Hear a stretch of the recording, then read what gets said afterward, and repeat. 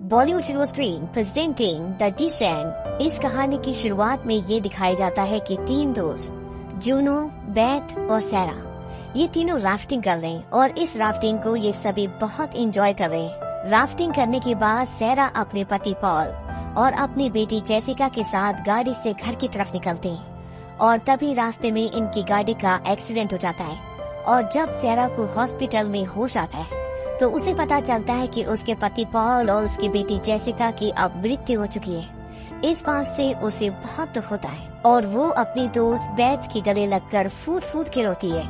धीरे धीरे वक्त बीतता है और 1 साल हो जाता है। 1 साल बाद सैरा और बेथ जूनो से मिलने के लिए जा रहे हैं। हालांकि सैरा नहीं जाना चाहती, वो उदास है, लेकिन फिर भी ये दोनों एक सुनसान जगह पर जाते हैं। यहाँ पर बेथ होती है और बेथ के साथ उसके कुछ और दोस्त भी होती है और ये कुल मिला के 6 लड़कियां हैं जो अगले दिन यहाँ से आगे ट्रैकिंग के लिए जाने वाले हैं। अगले सुबह 7 बजे ये सब के सब ट्रैकिंग के लिए निकल पड़ते हैं। ये गाड़ी से एक जगह तक पहुँचते हैं। दरअसल इन्हें अंडरग्राउंड गुफाओं तक जाना है, लेकिन वहाँ तक जाने के लिए इन्हें पैदल जाना होगा और इन्हें यहाँ पर लीड कर रही है जूनो। जूनो के पास उन गुफाओं के उस जगह के बारे में एक किताब भी होती है, लेकिन उसे वो जरूरी नहीं लगती, इसीलिए वो उस किताब को गाड़ी में छोड़कर अपने 5 साथियों के साथ आगे बढ़ती है।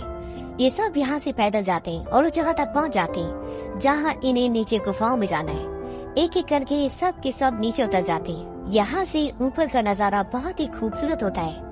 इनमें से एक लड़की पूछती है कि यहाँ से कहाँ जाना है, क्योंकि कहीं भी रास्ता नहीं दिख रहा होता। जूनो बोलती है कि यहाँ से बाहर निकलने का एक ही रास्ता है और वो है सुरंग। हमें सुरंग से होते हुए यहाँ से बाहर निकलना होगा और ये एक एक करके सुरंग से आगे बढ़ना शुरू कर देते हैं। धीरे धीरे आगे बढ़ते हैं और आगे बहुत बड़े बड़े खंडर होते हैं, लेकिन इन्हें कहीं भी रास्ता नहीं दिख रहा होता। तभी इन्हें आगे बढ़ने का एक पतला सा रास्ता दिखता है। बेथ जूनो से बोलती है कि जैसा हमने इस जगह के बारे में किताब में पढ़ा था, ये जगग बिल्कुल भी वैसी नहीं है, ये बहुत अलग है। जूनो कहती कि इसीलिए मुझे किताबों पर विश्वास नहीं है, यहाँ पे एक्सप्लोर करने के लिए बहुत कुछ है। और ये एक एक करके उस पतली सी गुफा में खिसकते हुए आगे बढ़ना शुरू कर देते हैं। ये सब के सब आगे बढ़ जाते हैं, लेकिन सैरा वहाँ पर अटक जाती है। वो आगे बढ़ नहीं पाई होती, उसे सांस लेने में भी दिक्कत हो रही होती है। बेथ उसे बोलती है कि मैं तुम्हारे पास आ रही हूँ, तुम डरो मत। और बेथ उसके पास जाती है, वो उसे मोटिवेट करती है और उसे आगे बढ़ने के लिए कहती है। सैरा कहती है कि मेरा रोप बैग पीछे है और जब वो रोप बैग लेने की कोशिश करती है तो ऊपर जो पत्थर होता है वो धीरे धीरे खिसकना शुरू हो जाता है और अगर वो पत्थर सैरा के ऊपर गिर गए तो वो हमेशा के लिए इस पतली सुरंग में दब के मर जाएगी। बेथ उसे बोलती है कि बैग को छोड़ो और जल्दी जल्दी यहाँ से निकलना शुरू करो। सैरा ऐसा ही करती है, वो जल्दी जल्दी उससे निकलना शुरू करती है और ऊपर से पत्थर गिरना शुरू हो जाते हैं, लेकिन सैरा वहाँ से सही सलामत निकल जाती है। लेकिन वो सुरंग जिसके द्वारा ये यहाँ तक पहुँचे वो अब पत्थरों से पूरी तरह से बंद हो चुकी है, यानी कि ये चाहकर भी वापस नहीं जा सकते। तभी इनमें से एक लड़की बोलती है कि गाइड बुक के अकॉर्डिंग यहाँ से बाहर निकलने के 3 अलग अलग रास्ते हैं और ये जो रास्ता बंद हो गया ये उनमें से एक था। वो जूनो से कहते हैं मैंने सही कहा ना, प्लीज तुम गाइड बुक को चेक करके हमें बता दो। जूनो कहती है कि मैं गाइड बुक नहीं लाई, वो मैंने गाड़ी में छोड़ दी। इस बात से सब शाउट हो जाते हैं। जूनो बताती है कि उस किताब को, उन नक्शों को यहाँ पे लाने का कोई भी मतलब नहीं था और आप सब के सब समझ जाते हैं जिन गुफाओं में इन्हें जाना था ये वो गुफाएं नहीं है, बल्कि ये वो गुफाएं हैं जहाँ पर शायद आज तक कोई आया भी नहीं और इन्हें इन गुफाओं के बारे में कुछ भी नहीं पता और न ही किसी को पता है कि यहाँ पर ये 6 लड़कियाँ इन गुफाओं को एक्सप्लोर करने के लिए आई है। यानी कि अगर ये यहाँ पर फंस जाती है तो इन्हें यहाँ पर कोई भी बचाने के लिए नहीं आएगा। इन्हीं में से एक लड़की पूछती है कि अभी हम जिन गुफाओं में, इन गुफाओं का नाम क्या है? जूनो कहती है कि इन गुफाओं का कोई भी नाम नहीं है, क्योंकि आज से पहले यहाँ पर कोई भी नहीं आया और इसीलिए मैं इन गुफाओं को डिस्कवर करना चाहती थी। हमें यहाँ से आगे बढ़ना ही होगा, क्योंकि अगर हम यहाँ से आगे नहीं बढ़े तो हम डेफिनेटली यहाँ पर सब के सब मर जाएंगे। और ये धीरे धीरे उन पतली सुरंगों से आगे बढ़ना शुरू करते हैं और जब ये आगे पहुँचते तो ये देखते हैं कि बीच में एक बहुत गहरी खाई होती है और ये यहाँ से माउंटेनर्स की तरह क्लिप्स लगाकर रस्सियों के सहारे इस खाई को पार करते हैं और एक एक करके सभी पार हो जाते हैं। लेकिन जब जूनो की बारी आती है तो एक क्लिप पत्थरों से, चट्टानों से निकल जाता है और रस्सी ऊपर से छूट जाती है, लेकिन उसे उसके साथी रस्सियों से ऊपर खींच लेते हैं और जूनो भी उस पार चली जाती है। अब यहाँ पर इन्हीं चट्टानों में इन्हें एक क्लिप मिलता है और इस क्लिप के मिलने का मतलब ये है कि यहाँ पर इनसे पहले भी कोई आ चुका है, यानी कि ये पहले इंसान नहीं है जो यहाँ तक पहुँचे। इनमें से एक लड़की बोलती है कि अगर यहाँ पर पहले इंसान आए हैं यानी कि हम सही रास्ते पर हैं, हम यहाँ से बाहर निकल सकते हैं। तभी इनमें से दूसरी लड़की बोलती है कि अगर इंसान यहाँ से बाहर निकला होता तो इस जगह का नाम जरूर कुछ न कुछ होता। और ये जो क्लिप हमें मिला है ये आज से 100 साल पुराना है। अब इस तरह के क्लिप्स नहीं बनते और इसके बाद ये सब के सब यहाँ से आगे बढ़ना शुरू करते हैं। इन्हीं गुफाओं में इन्हें कुछ चित्र दिखते हैं और उन चित्रों में इस जगह का भी एक चित्र होता है जिसमें ये दिखाया जाता है कि यहाँ अंदर आने के 2 अलग अलग रास्ते हैं और एक रास्ते से ये अंदर आए हैं, मतलब एक रास्ता और है जिससे ये बाहर जा सकते हैं। और इस बात से इन सब को बहुत खुशी मिलती है और अब ये सब के सब कॉन्फिडेंस से आगे बढ़ना शुरू कर देते हैं क्योंकि इनके पास अब एक उम्मीद है कि यहाँ से बाहर निकलने का दूसरा रास्ता जरूर है। और कुछ दूर जाने के बाद इन्हें एक जगह सनलाइट दिखती है। इनमें से लड़की होती है जिसका नाम होली होता है, वो सनलाइट की तरफ भागना शुरू करती है। पीछे से जूनो उसको आवाज लगाती है कि उस तरफ मत भागो, वो सनलाइट नहीं है। और यहाँ पर इतना अंधेरा होता है कि टॉर्च से भी यहाँ पर अच्छी तरह कुछ भी नहीं दिख रहा होता। और इससे पहले कि होली उस लाइट तक पहुँचती जिसे वो सनलाइट समझ रही थी, वो नीचे एक बहुत गहरी खाई में गिर जाती है और उसका पैर टूट जाता है और अब वो अपने आप ऊपर नहीं आ सकती। इसीलिए एक एक करके इन सब को नीचे जाना पड़ता है। नीचे जाने के बाद वो उसके पैर पर बैंडेज लगाते हैं और सैरा यहाँ पर टॉर्च से बाहर जाने का रास्ता ढूंढ रही होती है और तभी उसे अंधेरे में एक सफेद आकृति दिखती है। ये एक इंसान की तरह दिखने वाला क्रिएचर होता है जो वहाँ गुफाओं में पानी पी रहा होता है। उसे देखकर सैरा डर जाती है और तभी वहाँ पर जूनू भी आ जाती है। सैरा जूनू को बताती है और जब ये दोबारा वहाँ पर देखते हैं तो वहाँ पर कोई भी नहीं होता। जूनू सैरा की बात पर विश्वास नहीं करती, उसे लगता है कि वो डर गई है। सैरा कहती है मैंने यहाँ पर किसी को देखा था, वो इंसान की तरह था और मैंने पहले भी ये महसूस किया था, लेकिन पहले मुझे विश्वास नहीं हुआ और अब जब मैंने उसे दोबारा देख लिया है तो मुझे पूरा यकीन है कि यहाँ पर कोई और इंसान भी है और अगर यहाँ पर इंसान है तो हमें उनकी मदद लेनी चाहिए। लेकिन जूनू बोलते कि तुम डरी हुई हो और तुम वही देख रही हो जो तुम देखना चाहती हो। और उसकी बात पर जूनू बिल्कुल भी विश्वास नहीं करती। बैद सैरा को बोलती कि हमें यहाँ से बाहर निकलना होगा। होली का पैर टूटा हुआ है और उसे हमें किसी भी कीमत पर यहाँ से जल्द बाहर निकालना है। और ये सब के सब यहाँ से बाहर निकलने के लिए रास्ते की तरफ आगे बढ़ते हैं। तभी इनमें से एक लड़की बोलती कि उस तरफ डे लाइट थी, हमें उस तरफ बढ़ना चाहिए। जूनो बोलते कि वो लाइट नहीं थी बल्कि वो फास्फोरस था जो कि अंधेरे में एक रोशनी की तरह दिखता है और इसी से होली को भी भ्रम हो गया था। अब ये सब के सब आगे बढ़ना शुरू करते हैं और बाहर का रास्ता पता करने के लिए ये बार बार लाइटें जलाते हैं ताकि इन्हें हवा का रुख पता चल सके, क्योंकि जिस तरफ से हवा आ रही है बाहर का रास्ता उसी तरफ होगा। और ये उसी तरफ आगे बढ़ते जाते हैं और कुछ दूर आगे बढ़ने के बाद ये अपने कैमरे में नाइट मोड ऑन करते हैं ताकि उसकी स्क्रीन पर देख सके कि यहाँ पर क्या है। और उसकी स्क्रीन पर इन्हें यहाँ पर कई जानवरों की हड्डियाँ दिखती हैं जिससे डर जाते हैं। और इसके बाद जूनो एक बार फिर से लाइटें जलाती है ताकि इन्हें यहाँ से बाहर निकलने का रास्ता पता चल सके। लेकिन अब हवा इन्हें रास्ता दिखाना बंद कर देती है, यानी कि हवा कहीं से भी नहीं आ रही होती। इस बात से इनका डर और भी बढ़ जाता है और सैरा यहाँ पर चिल्लाना शुरू कर देती है, क्या यहाँ पर कोई है, हमें मदद की जरूरत है। और तभी वहाँ पर वही ह्यूमन आई जिसे सैरा ने देखा था, वो इनके पीछे आकर खड़ा जाता है। और जब ये सब उसको देखती है तो बुरी तरह से डर जाती है और वो अजीब सा जीव जो इंसानों की तरह दिखता है वो चंद ही पलों में वहाँ से ऊपर की तरफ भाग जाता है। ये सब देखकर हैरान होती है कि वो चीज क्या थी और वो इतनी जल्दी यहाँ से गायब कैसे हो गई। सैरा कहती कि मैंने तुम्हें कहा था कि मैंने कुछ देखा था। वो कहते हैं लेकिन वो इंसान नहीं था, कुछ और था। और अब ये सब के सब खामोश है, इन्हें नहीं पता कि इन्हें कहाँ जाना है, इन्हें नहीं पता कि वो कौन था। और तभी इन्हें गुर्राने की आवाजें आना शुरू हो जाती है और ये सब के सब डर जाते हैं और उस जगह को छोड़कर ये दूसरी तरफ बढ़ना शुरू हो जाते हैं। इन्होंने जो फ्लेयर लाइट जलाई होती है, सैरा बोलती है कि इसको बुझा दो और ये उसे बुझा देते हैं। लेकिन तभी वो क्रिएचर इन पर हमला कर देता है और होली जिसका पैर टूटा हुआ है वो उसे मार देता है और उसे खींचकर अपने साथ ले जा रहा होता है। लेकिन तभी वहाँ पर जूनो आ जाती है और वो उसे अपने साथ नहीं ले जाना चाहती और वो उस क्रिएचर को मार देती है। जूनो डरी हुई होती है और तभी उसे पीछे से लगता है कि कोई और क्रिएचर भी है और वो पीछे हमला कर देती है। लेकिन पीछे कोई क्रिएचर नहीं बल्कि उसकी दोस्त बेथ होती है और बेथ अब पूरी तरह से घायल हो चुकी है। वहीं दूसरी तरफ ये दिखाया जाता है कि जब सैरा भाग रही होती है तो वो गिर जाती है, जिसकी वजह से वो बेहोश हो जाती है। और जब उसे होश आता है तो उसके सामने वो क्रीचर्स होते हैं, लेकिन वो उसे देख नहीं सकते क्योंकि उनकी आंखें नहीं हैं। इन क्रीचर्स को रोशनी और आवाज अट्रैक्ट करती है। वो बेहोश थी इसलिए उन्हें इसका पता नहीं चला और सैरा इन क्रीचर्स को अपने कैमरा के नाइट विजन मोड में देख रही होती है, इसीलिए वो इसे महसूस नहीं कर सकते, इसे देख नहीं सकते, लेकिन सैरा इन्हें देख सकती है। वहीं दूसरी तरफ इनमें से 2 लड़कियां चट्टानों के बीच में छुपी होती है और तभी वहाँ पर वो क्रीचर आता है, लेकिन वो इन्हें देख नहीं पाता क्योंकि ना इनके पास रोशनी होती है और ना ये कोई आवाज कर रही होती, और वो इनके ऊपर से बढ़ता हुआ आगे चला जाता है। लेकिन तभी इनमें से एक की रिस्ट वॉच का अलार्म बजना शुरू हो जाता है और वो क्रीचर जल्दी से इनकी तरफ आता है ताकि इन्हें मार दे। लेकिन इससे पहले कि वो इन तक पहुँचता, वो अपनी रिस्ट वॉच उतार कर फेंक देती है, जिससे वो क्रीचर इन तक नहीं पहुंच पाता। वो उस रिस्ट वॉच तक पहुंचता है और इन दोनों की जान बच जाती है।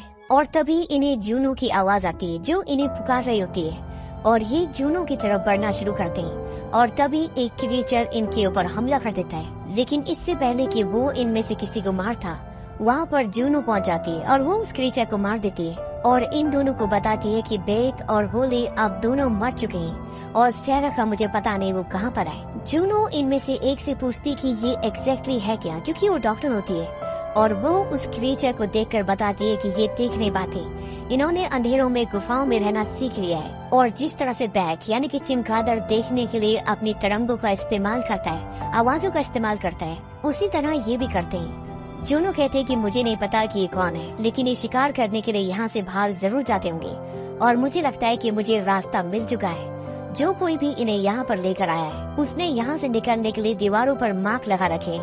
दरअसल जूनू ने एक एरो का निशान देखा था और वो बाहर जाने का निशान होता है। ये दोनों कहते कि मैं बाहर चलना चाहिए। जूनू कहती कि नहीं, मैं सैरा के बिना नहीं जाऊंगी। वहीं दूसरी तरफ दिखाते हैं कि सैरा एक मशाल बना लेती है और जब वो आगे आती है तो उसे बेथ मिलती है। वो पूरी तरह से घायल है और वो उसे बताती है कि जूनू ने मेरे साथ ये किया और वो मुझे मरता हुआ यहाँ पर छोड़कर चली गई, उस पर विश्वास मत करना। सैरा कहती कि मैं तुम्हें यहाँ पर छोड़कर नहीं जाऊंगी और वो उसका हाथ खींचती है और उसके हाथ में एक लॉकेट आ जाता है। बेथ उसे बताती कि जूनू का है, जो उसे पॉल ने दिया था। पॉल सैरा के पति का नाम था, जिसकी 1 साल पहले कार दुर्घटना में मृत्यु हो चुकी है। ये सुनने के बाद सैरा को दुख होता है। सैरा उस लॉकेट को साफ करती है, उसमें लिखा होता है लव ईच डे, यानी कि जूनू ने सैरा को धोखा दिया था। उसका उसके पति के साथ अफेयर था, जिसके बारे में सैरा को आज पता चला है। सैरा बेथ को अपने साथ ले जाना चाहती है, लेकिन बेथ बोलते कि नहीं, अब मैं नहीं जा पाऊंगी, तुम जाओ, लेकिन जाने से पहले मुझे इस दर्द से मुक्ति दे दो। उसके कहने का मतलब ये होता है कि तुम मुझे मार दो। हालांकि सैरा ऐसा नहीं करना चाहती, लेकिन अगर उसने ऐसा नहीं किया तो वो क्रिएचर्स यहाँ पर आकर बेथ को जिंदा खा जाएंगे। इसीलिए सैरा को उसे मारना पड़ता है और जैसे ही वो उसको मारती है, पीछे से एक क्रिएचर सैरा के ऊपर हमला कर देता है, लेकिन सैरा उसे मार देती है और इसके बाद वो उस तरफ बढ़ती है जहाँ से उसे जूनू की आवाज आई थी। वहीं दूसरी तरफ ये दिखाया जाता है कि जूनू और उसके साथ जो 2 और लड़कियां होती है, इनकी तरफ काफी सारे क्रीचर्स बढ़ रहे होते और वो इनमें से 2 को मार देते और अब जूनू अकेली बची है और उसके पास सैरा भी पहुंच जाती है। सैरा जूनू से पूछती कि बेथ कहाँ है। जूनू कहते कि वो मर चुकी है। सैरा बोलते क्या तुमने उसे मरते हुए देखा था? जूनू कहते कि हाँ, मैंने उसे देखा था। और तभी इनके ऊपर कई सारे क्रिएचर्स हमला कर देते हैं। ये दोनों उन सब को मार देते हैं। हालांकि ये क्रिएचर्स नरभक्षी होते हैं, लेकिन ये उतनी ताकतवर नहीं होते। इनकी ताकत यही होती है कि ये बहुत सारे होते हैं और ये इन अंधेरी गुफाओं में, जहाँ पर इंसान अच्छे से नहीं देख सकता, ये इंसान का रास्तों का आराम से अंदाजा लगा सकते हैं। अब उन सब को मारने के बाद सैरा के हाथ में वो हथियार होता है जिससे उसने इन क्रिएचर्स को मारा होता है और उसके हाथ में वो लॉकेट भी होता है जो उसके पति पॉल ने जूनू को दिया था। जूनू जब उस लॉकेट को देखती है तो हैरान हो जाती है और क्रिएचर्स की आवाज आती है और तभी सैरा उसी हथियार से जूनू को घायल कर देती है और वहाँ से निकल जाती है। और जब वो थोड़ा सा आगे जाती है तो उसे जूनू की चीख की आवाज आती है, यानी कि उन क्रिएचर्स ने जूनू को मार दिया है।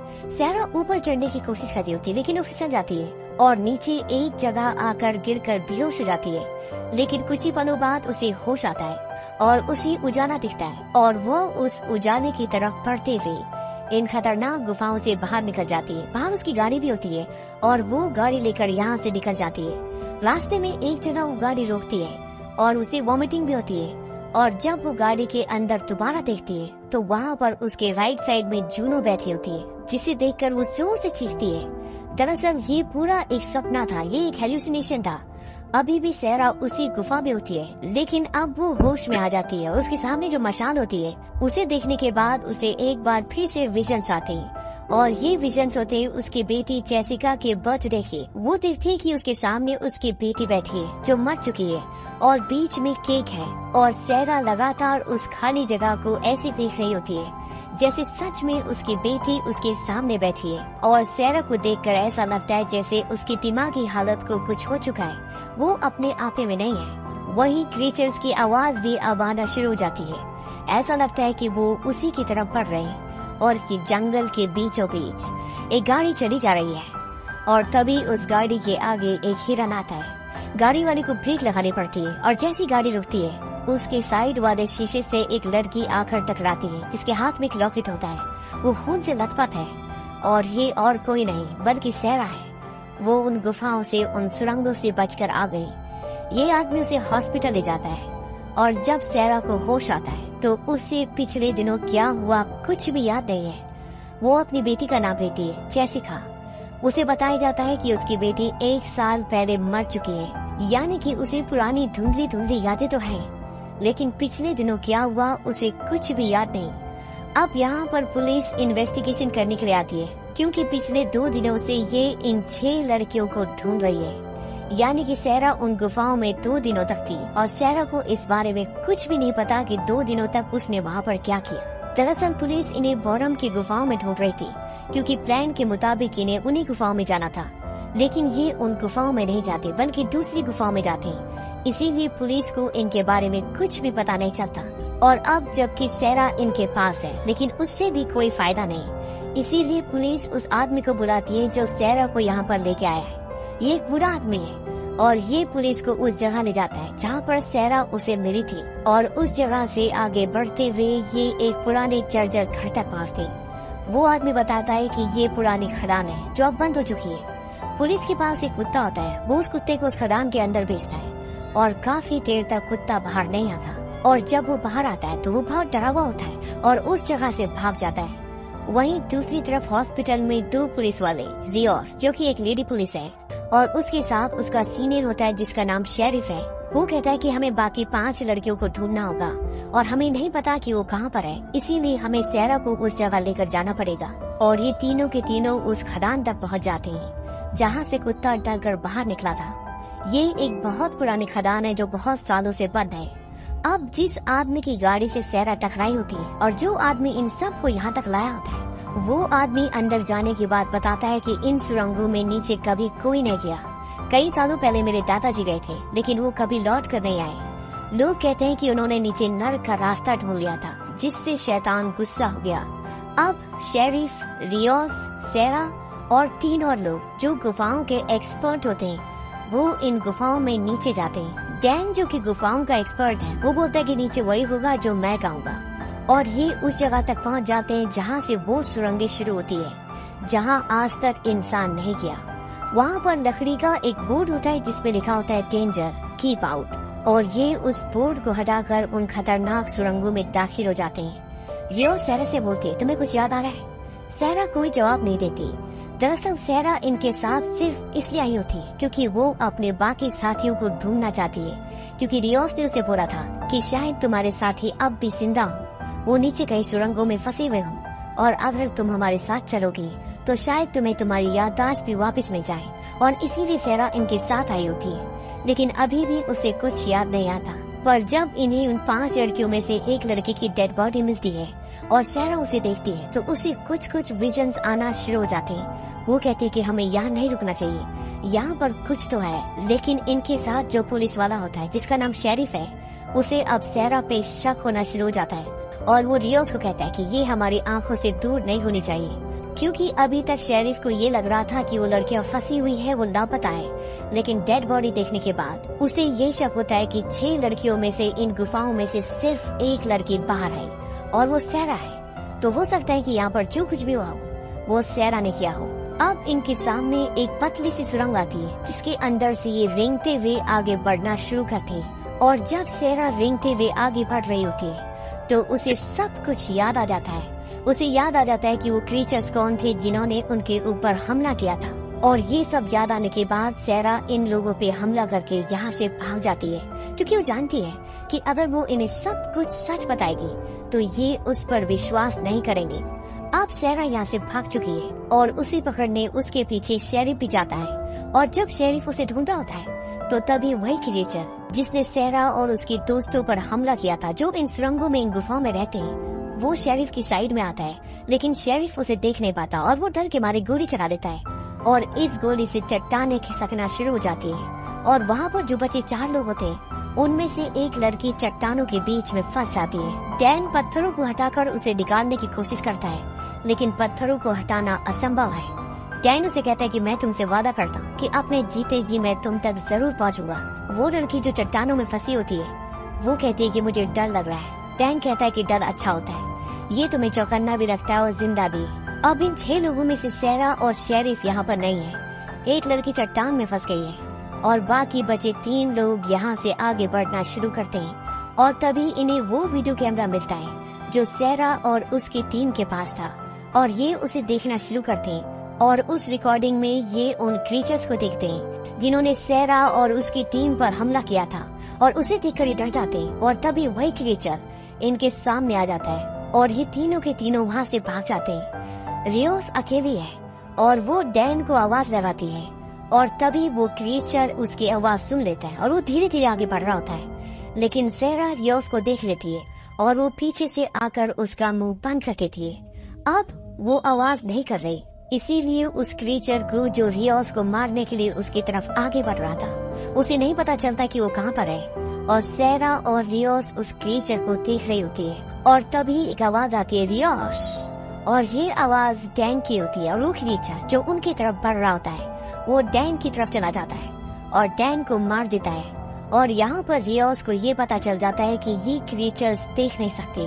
वही दूसरी तरफ वो लड़की जो चट्टानों के बीच में फंसी हुई है, अब क्रीचर्स उसकी तरफ बढ़ना शुरू करते हैं। और जब वो देखती है कि कोई अजीब सा जीव उसे मारने के लिए उस तक पहुँचना चाहता है तो वो चट्टान के पतले दर्रों से निकलने की कोशिश करती है और वो बाहर निकल जाती है।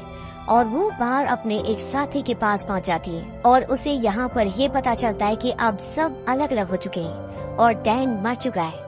इसके बाद एक क्रीचर इनकी तरफ भी बढ़ता है, लेकिन ये दोनों चट्टान के ऊपर एक दूसरे के सहारे से खड़े हो जाते हैं और क्रीचर इनके नीचे से आगे निकल जाता है। और तभी इनका रेडियो बजता है। दरअसल शेरिफ इन्हें कांटेक्ट करने की कोशिश कर रहा होता है और वो क्रीचर अब इनकी तरफ बढ़ना शुरू करता है, लेकिन ये उस रेडियो को, उस वायरलेस को फेंक देते हैं, जिससे वो क्रीचर उस वायरलेस की तरफ जाता है और इनकी जान बच जाती है। लेकिन ये दोनों ज्यादा देर तक नहीं बच पाते और कुछ ही देर बाद वो क्रीचर्स इन तक पहुंच जाते हैं और इन दोनों का भी खात्मा कर देते हैं। और अब इन सुरंगों में 3 लोग बचे, सैरा, शेरिफ और रियोस। सैरा और रियोस पानी से आगे बढ़ते हुए बाहर निकलने की कोशिश करते हैं, क्योंकि उनका ये मानना होता है कि पानी बह रहा है तो ये कहीं न कहीं बाहर निकलता होगा, लेकिन वो आगे फंस जाते हैं। अब यहाँ पर रियोस अपना मोबाइल फोन निकालती है और वो अपनी बेटी के लिए एक मैसेज रिकॉर्ड करती है। वो कहती है कि मैं तुमसे प्यार करती हूँ, हमेशा एक अच्छी इंसान बनना, दयालु बनना। और ये सब सैरा देख रही होती है, क्योंकि सैरा की भी एक बेटी थी जो अब इस दुनिया में नहीं है। सैरा रियोस को बोलती है कि ये सब कुछ तुम अपनी बेटी से मिलकर बोलना।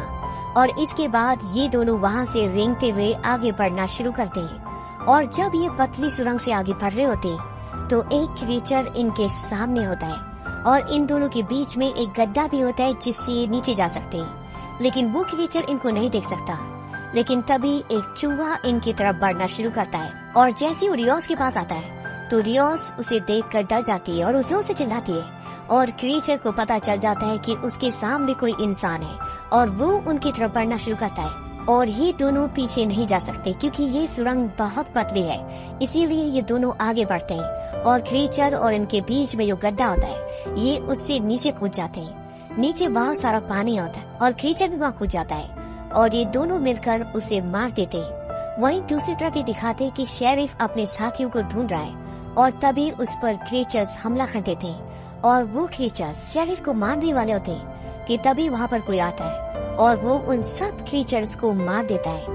और ये कोई और नहीं बल्कि जूनो होती है। जूनो अभी जिंदा है, उसका पैर घायल है। शेरिफ जूनो को बोलते हैं कि तुम जिंदा हो, हम तुम्हें यहाँ पर लेने के लिए आए थे और सेरा भी हमारे साथ है। जूनो सदमे में है, वो गुस्से में है, वो शेरिफ की बात का जवाब नहीं देती। शेरिफ उससे पूछता है कि ये सब क्या है, ये कौन है। जूनो बोलती है कि मौत। और इसके बाद ये दोनों भी वहाँ से आगे बढ़ जाते हैं और कुछ दूर जाने के बाद इन्हें सेरा और रियोस में जाते हैं। यहाँ पर जब सेरा और जूनो का आमना सामना होता है तो इनके बीच में लड़ाई होती है और सेरा को जूनो मारने वाली होती है। तभी रियोस बोलती है कि सेरा तुम्हारी दोस्त है और वही हमें यहाँ पर लेकर आई ताकि हम तुम्हें बचा सके। दरअसल सेरा ने रियोस को पूरी बात बता दी होती है कि क्यों उसने जूनो के पैर को घायल करके उसे वहाँ छोड़ दिया था, क्योंकि जूनो ने ऐसा बेत के साथ भी किया था और साथ ही साथ सेरा के पति के साथ उसके नाजायज संबंध भी थे। अब जूनो इन सब को बोलती है कि अगर तुम जिंदा रहना चाहते हो और बाहर जाना चाहते हो तो खामोश रहो और मेरे पीछे आओ। सेरा कहती है बिल्कुल भी नहीं। रियोस जूनो को बोलती है कि अगर तुम बाहर का रास्ता जानती हो तो अभी तक यहाँ पर क्या कर रही हो। जूनो बोलती कि मेरे पास टॉर्च नहीं था, इसीलिए मैं यहाँ से निकल नहीं पाई। सेरा उसके साथ नहीं जाना चाहती। शेरिफ को जूनो पर भरोसा है, इसीलिए वो सेरा के हाथ पर हथकड़ी लगा देता है और अब सेरा को ना जाकर भी उनके साथ जाना पड़ता है। ये सब वहाँ से आगे बढ़ जाते हैं उस तरफ जहाँ पर वो सारे क्रीचर्स हैं, क्योंकि जूनो के मुताबिक बाहर जाने का रास्ता उसी तरफ से है, क्योंकि उसी तरफ से ये क्रीचर्स भी बाहर जाकर अपना शिकार करते हैं। और जब ये आगे बढ़ते हैं तो ये दो चट्टानों के बीच में से होकर गुजर रहे होते हैं। इन दो चट्टानों के बीच में पत्थर फंसकर रास्ता बना हुआ होता है और जब सेरा चट्टानों के बीच में पत्थर के बने हुए रास्ते से आगे निकल जाती है तो पत्थर खिसक जाते हैं और शेरिफ उस खाई में लटक जाता है। वो गिरता नहीं है क्योंकि हथकड़ी का एक हिस्सा अभी भी सेरा के हाथ में बंधा हुआ होता है और नीचे से क्रीचर्स ऊपर आना शुरू कर देते हैं और अगर उन्होंने इस हथकड़ी को नहीं काटा तो वो सेरा को और शेरिफ दोनों को मार देंगे। इसीलिए इन्हें शेरिफ के हाथ को अलग करना पड़ता है, जिससे शेरिफ और वो क्रीचर्स जो शेरिफ के ऊपर होते हैं वो सब के सब पाताल की गहराइयों में गिर जाते हैं और ये तीनों वहाँ से आगे निकल जाते हैं और ये उस जगह तक पहुँच जाते हैं जहाँ से पहाड़ का रास्ता है। लेकिन यहाँ पर बहुत सारे क्रीचर्स होते हैं। हालांकि ये वहाँ से धीरे धीरे निकलने की कोशिश करते हैं, लेकिन तभी वहाँ पर कुछ आवाज होती है जिससे क्रीचर्स को इनकी मौजूदगी का पता चल जाता है और वो इन तीनों पर हमला करते हैं। और अब ये तीनों मिलकर क्रीचर्स का सामना करते हैं और सेरा और जूनो उन सभी क्रीचर्स को मार देती है। लेकिन जूनो बुरी तरह से घायल हो चुकी है, वो मर रही है। वो सेरा की गोद में होती है और वो कहती है कि मुझे माफ कर देना। सेरा कहती है कि भूल जाओ, मेरे दिल में तुम्हारे लिए कुछ भी नहीं है। और जूनो मर जाती है। सेरा उस लॉकेट को जो उसके पति ने उसे दिया था वो दोबारा से उसके हाथ में रख देती है और अब एक बार फिर से यहाँ पर बहुत सारे क्रीचर्स आ जाते हैं और वो रियोस को घेर लेते हैं। लेकिन इससे पहले कि वो उसे मारते सेरा जोर से चिल्लाती है ताकि सारे क्रीचर्स उसकी तरफ आ जाएं। और वो ऐसा इसलिए करती है क्योंकि उसकी जिंदगी में अब कुछ भी नहीं बचा। उसके दोस्त, पति, बेटी सब मर चुके हैं और जब वो चिल्लाती है तो सारे क्रीचर्स उसकी तरफ आ जाते हैं और रियोस वहाँ से बाहर निकल जाती है। सेरा अपनी जान देकर रियोस की जान इसलिए बचाती है क्योंकि उसकी एक बेटी है और सेरा चाहती थी कि वो अपनी बेटी से मिले। रियोस वहाँ से निकलकर एक पेड़ के पास खड़ी होकर सांस ले रही होती है और तभी वहाँ पर वही बूढ़ा आदमी आता है जिसकी गाड़ी से इस कहानी की शुरुआत में सेरा टकराई होती है और जो आदमी इन सब को उन खदानों तक ले गया होता है, जिसने ये बताया होता है कि कभी मेरे दादा भी इन सुरंगों में गए थे लेकिन वो कभी भी लौट कर नहीं आए। वो रियोस पर हमला करता है, उसे बेहोश कर देता है और उसे उसी सुरंग के रास्ते पर छोड़ देता है जहाँ से अभी अभी रियोस बाहर आई थी। रियोस बेहोश है और आगे अंधेरा है और अंधेरे में उन क्रीचर्स की आवाज आती है और इसी के साथ ये फिल्म, ये कहानी यहीं पर खत्म हो जाती है।